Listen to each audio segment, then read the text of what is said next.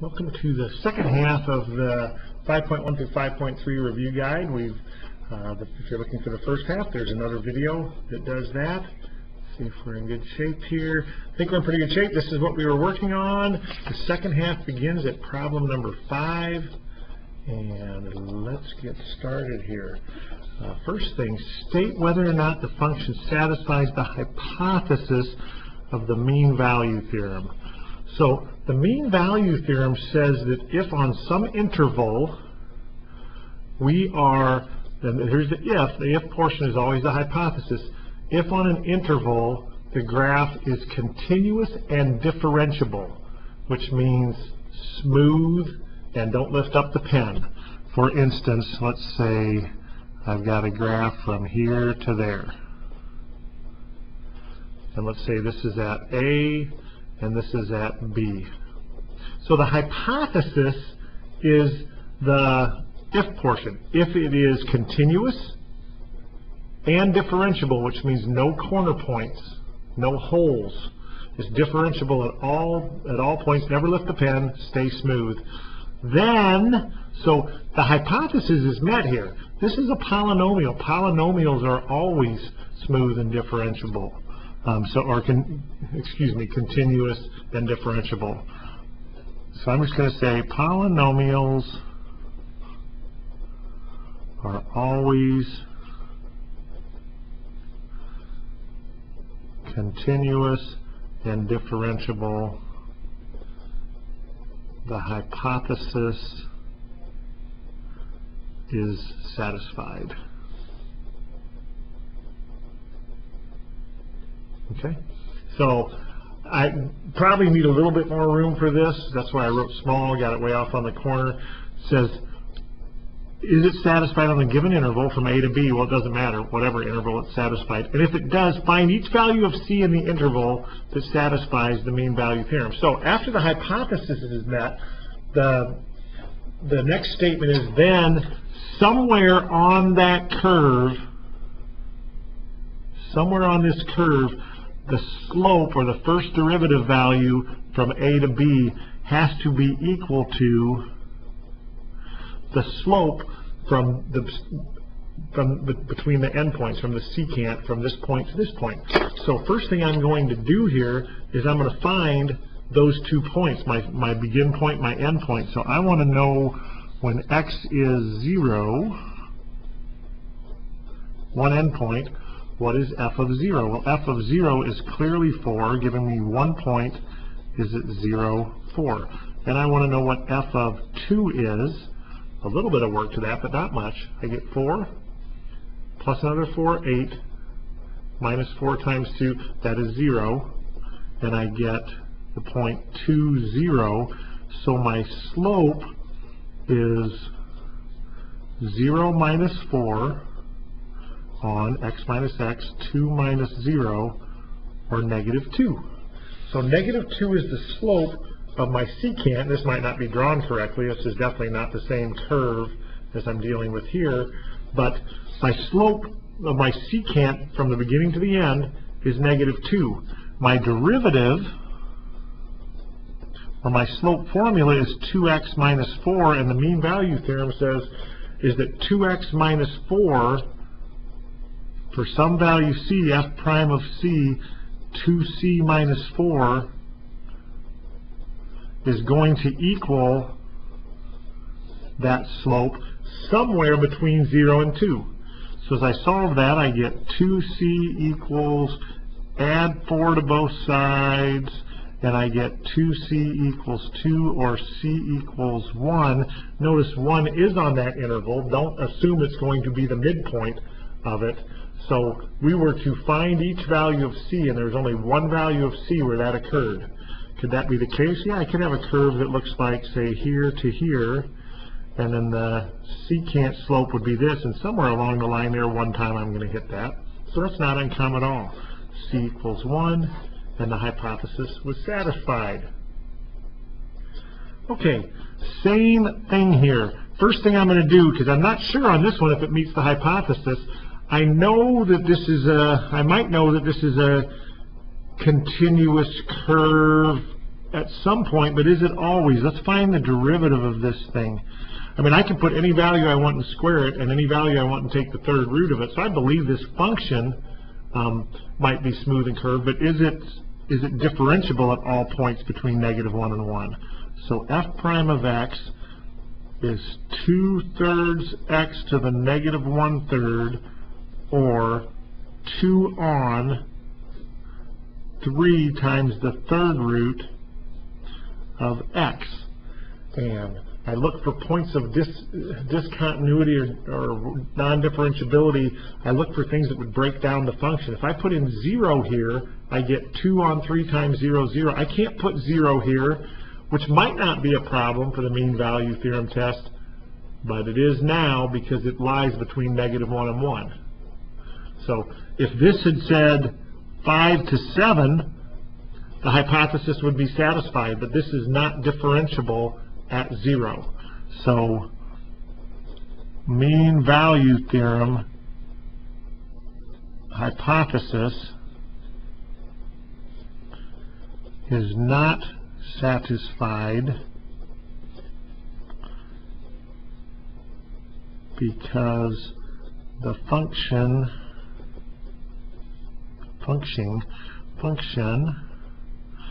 is not differentiable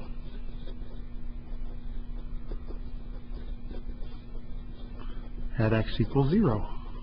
And x equals 0 is on the interval from -1 to 1. Okay, give the answers in simplified form. Simplified. We are looking for factored as fractions when necessary. So y prime, I'm going to end up answering this as dy dx equals, but I'm going to use y prime. The only time I, in my work, kind of use dy dx is if I've got implicit differentiation. So we got a product rule. I want the just plane first times the derivative of the second. Derivative of tangent is secant. Tangent x is secant x. There is no inside derivative. Plus the derivative of the first times the just plane second. But these I'm going to require, if you can factor, we're going to factor.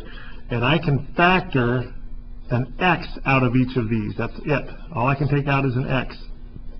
So I get x times, I still need an x. I still need a secant squared x. I still need a 2. I don't need an x, but I need a tangent x. Okay. All right, are we going to remember these? Well, we got that extra day built in where you can be making certain that we know all of our trig derivatives. Y prime is cosecant's derivative. Here's my thought bubble that I like so much. Cosecant of x's derivative is negative cosecant x cotangent x. So this is going to be, the derivative of this will be negative, but there's a built-in negative, so positive cosecant x squared plus 5x cotangent x squared plus 5x times the inside derivative. The inside derivative is 2x plus 5. And that is factored, and I can't simplify beyond that. So that's our final answer.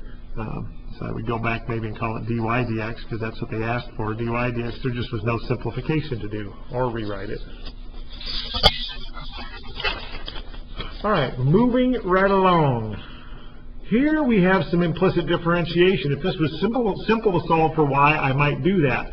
But I'm going to do implicit differentiation here. This is a product rule, 3x times y. So I want the plain old first function, 3x, times derivative of second, which is 1 dy dx, plus derivative of first function, 3, times plain old second, y,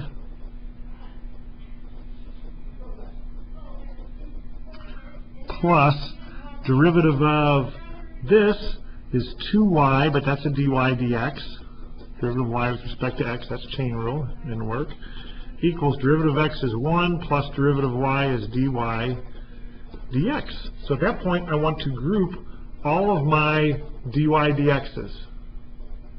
And I've got dy dx would be times 3x plus 2y. This would come over as a minus dy dx minus 1 equals, I left a 1 over here and I'm subtracting 3y, so I end up with 1 minus 3y on 3x plus 2y minus 1.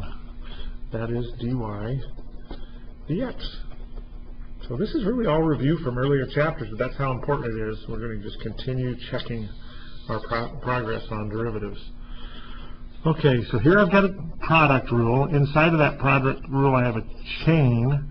So y prime, it's not implicit, so I'm just going to use y prime here and simplify later, equals first function as it is times derivative of second. 4 times 2x minus 5 to the third times the inside derivative 2 plus derivative of first, 3x squared, times just plain second, 2x minus 5 to the fourth. Wonderful. Factor. To factor, I'm going to simplify one step. Let's see, I've got 8x cubes, a bunch of 2x minus 5, plus, nothing to simplify here, 3x squared times a bunch of 2x minus 5s. Factored dy dx is, can't pull a coefficient out, but I can pull out a pair of x's, and I can pull out 3 of these 2x minus 5s. And I'm left with, I'm going to have one more step of simplifying here. I'm going to put what I'm left with right up here. I'm left with, if I factor out an x squared and a 2x minus 5 cubed, I'm left with the 8, and I'm left with an x, and I'm not left with any of those, so I've got 8x. Then I've got plus, let's see, if I pull an x squared out of here, I'm still left with the 3, and I'm still left with a 2x minus 5. I pulled out 4 of them, and I'm just doing that to simplify. 8x plus 6x, 14x, and 3 times negative 5 minus 15. Okay. All right. Let's move along here. Quotient rule. Y prime is low 2x minus 1 d high times 2 minus high, all of it, 2x plus 3 d low times 2. On the square, the thing below, 2x minus 1 squared. Simplifying, I get 4x minus 2 minus 4x minus 6, all on 2x minus 1 squared, or negative 8 on 2x minus 1 quantity squared is dy dx.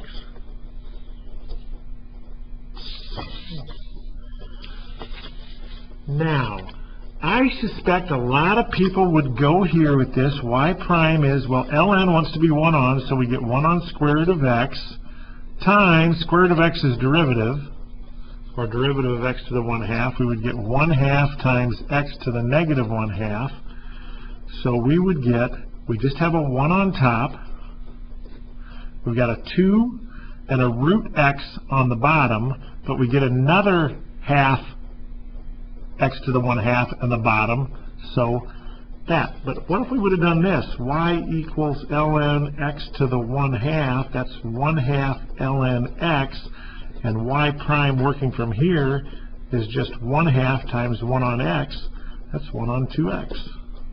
So dy dx. All right, G, we've been working with these types of functions for a bit. Y prime is product rule, plain old first, times derivative of second, plus derivative of first, times plain old second. What can we factor out? Dy dx. I can factor out an x and an e to the x. And I'm left with just an x and just a 2. Why is that helpful? Because I immediately can recognize zeros. I've got slope is 0 at 0 and negative 2. Doesn't jump out at me here when I see it that way.